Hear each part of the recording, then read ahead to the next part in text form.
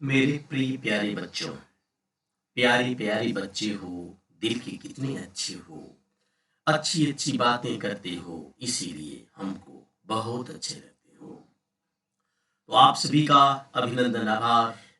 आपके पेरेंट्स को मेरी तरफ से सादर प्रणाम और आपको मेरी तरफ से प्यारे प्यारा प्यारा शुभ आशीर्वाद। अपने कुल की कृति को गौरवान्वित करने वाले मेरे प्रिय स्टूडेंट्स, इस हिंदी व्याकरण की अनुपम, हिंदी साहित्य की अनुपम श्रृंखला बच्चों की कचहरी में आपका एक बार फिर से मैं आपका ज्ञान का हमसफर श्रवण कुमार यादव हार्दिक अभिनंदन, बंदन, इस्तकबाल एवं खैर मकदम करता हूँ। जमी सलाम करे, आसमां सलाम करे, करोगे तुम ऐसा काम तो सारा जहां सलाम करे।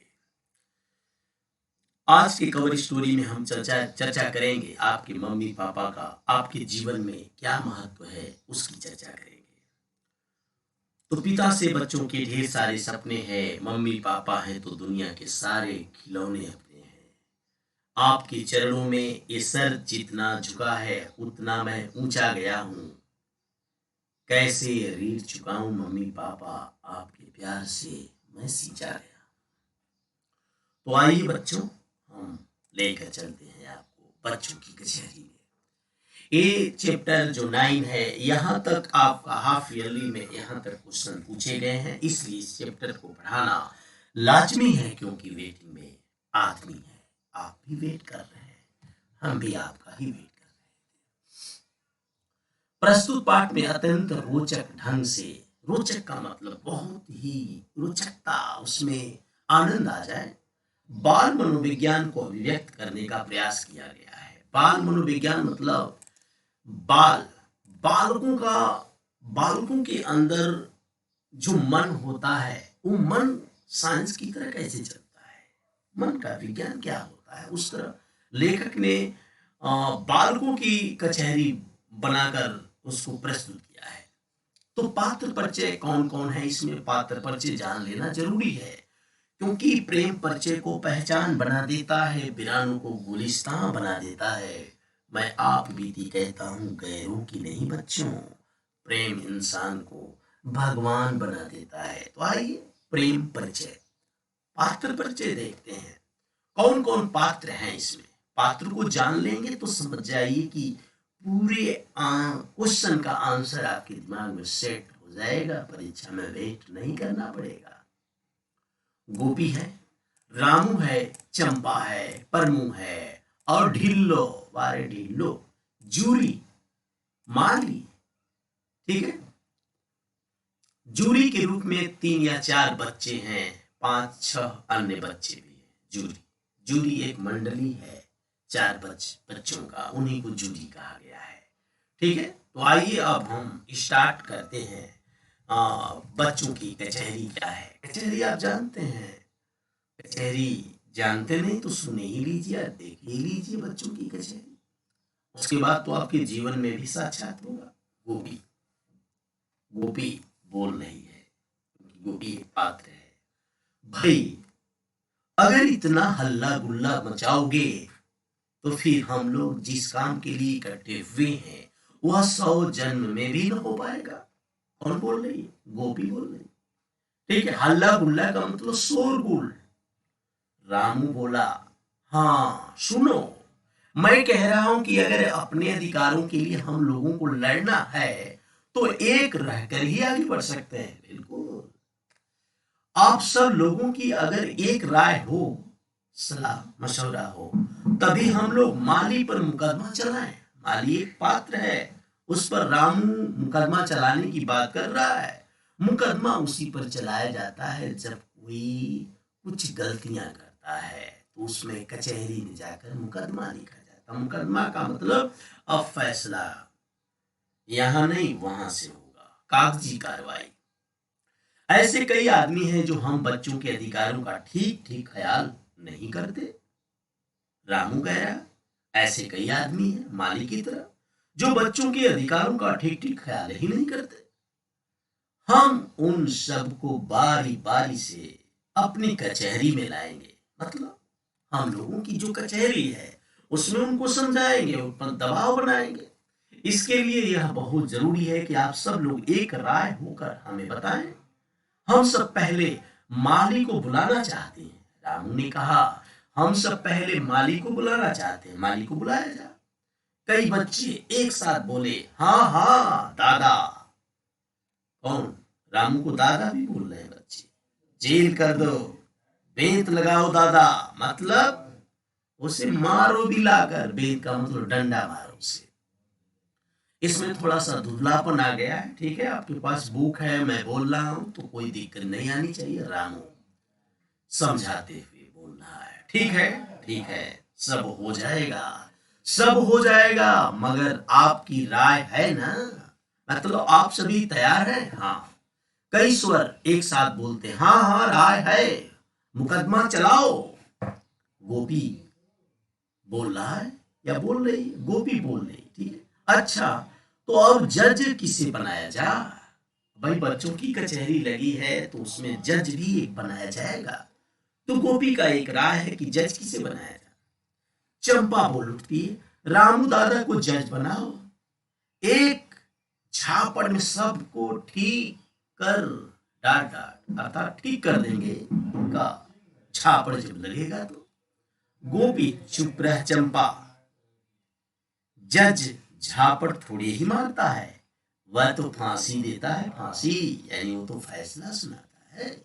ढिल्लो, तब तो परमू भैया को बनाओ, इन्होंने तो जमीन को उठा के पटक दिया था, इनकी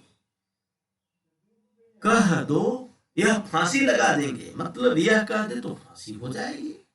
गोपी, तू भी बड़ा उल्लू है ढिल्लो, जब जज थोड़े ही ना फांसी लगाने बैठता है, जज तो हुक्म करता है, आर्डर करता है, सोच समझकर बोला करो। परमो, मेरी मानो मैं कहूं, भाई सोचने समझने वाली बात है, रामू दादा को जज बनाओ, वही सबसे होशियार, होशियार का मतलब समझदार आदमी अपने बीच में है। क्यों भाई, क्या कहते हो? सब एक साथ बोलते हैं, हाँ हाँ ठीक है।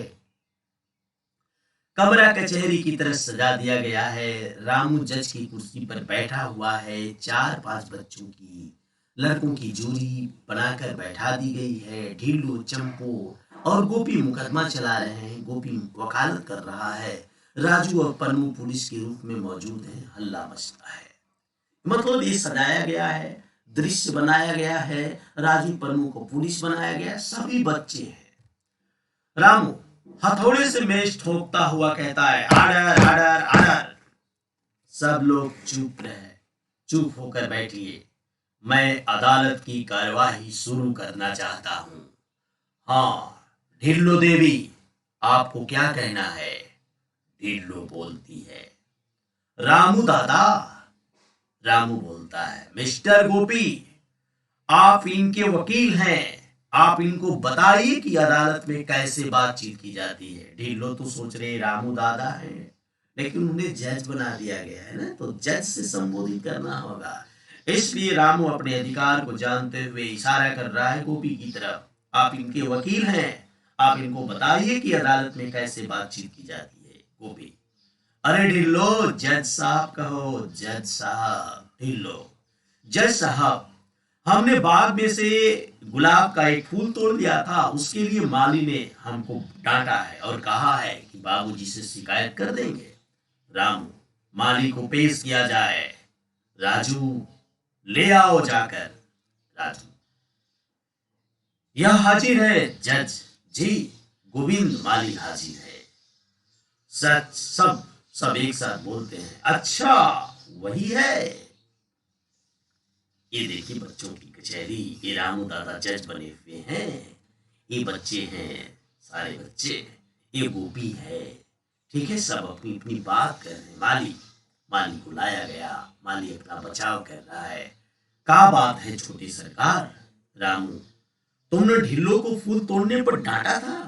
माली, ना ही छोटे सरकार, बिटिया कली कली तोड़ के फेंकत रही तो हमने मना कह दिया, हमका तो भैया आगे डांट डांट है, मतलब और वो कहना चाहता है हमका तो भैया यही आदेश दिया गया है, मैं माली हूं तो मैं उसकी रखवाली करता हूं। राम हथौड़ा ठोकते हुए, शट अप, बिटिया का मना कह दिया, क्या माने है? अरे तुम्हारा बिटिया को मना कर दिया, उसके अधिकार को तूने नहीं जाना? गोपी, हाँ दादा, अरे जज साहब, हमको भी गोविंद माली ने बाबूजी से डांट खिलवाई थी। चंपा, हमको भी कहा था कान खिंचवाएंगे। रामू, आर्डर आर्डर, मैं कहता हूं मिस्टर गोपीनाथ, आप ढिल्लो देवी की वकील की हैसियत से हैं कि आपको खुद कुछ शिकायत है, मतलब आपको कुछ कहना है? गोपी सक पकाकर बोलती है, जी जी नहीं, जी हाँ, मुझे जो कहिए, चाहे जो समझिए, मैं तो वकील भी हूं, फरियादी भी हूं। सब बच्चे, गोविंद माली को सजा दी जाए। एक साथ सभी बच्चे कहते हैं, गोविंद माली को सजा दी जाए। रामू, ऑर्डर ऑर्डर, हाँ माली, तुमको क्या कहना है इस बारे में? माली, अब छोटे सरकार मैं का कहूं, जौन कुछ हमका कहे के रहा तो हम पहले ने कही दी, मतलब पहले ही कह दिए, हम का करें? बड़े सरकार रोजे फूल गिनत हैं, सब फूल गायब रहत है, बड़े सरकार उनके हिसाब मांगते हैं, फिर तू पंच जी सब फूल तोड़ लेता हो तो फिर हम कहां से उनका हिसाब दे? माली भी अपनी फरियाद बता रहा है कि मेरे ऊपर भी मेरे मालिक का दबाव रहता है, इसलिए मैं बच्चों को डांटता। तो मेरे प्यारे बच्चों, अभी हिंदी व्याकरण की, अरे हिंदी साहित्य की अनुपम श्रृंखला बच्चों की कचहरी में अभी बहुत कुछ बाकी है। वक्त है आपसे विदा लेने का, क्योंकि वीडियो लंबा हो जाएगा। नेक्स्ट वीडियो में इसे कंप्लीट करेंगे। जय हिंद, जय भारत।